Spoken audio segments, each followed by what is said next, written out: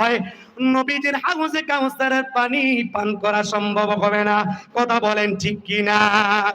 এজন্য বলেন তো দেখি, নবীজির দিদার দরকার আছে না নাই?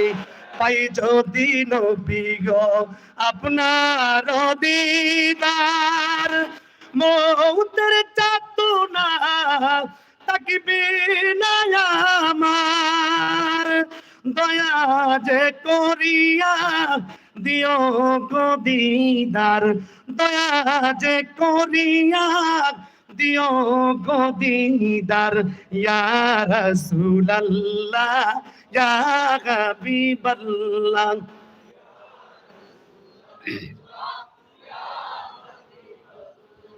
আমারি মৌতের নিদান কালে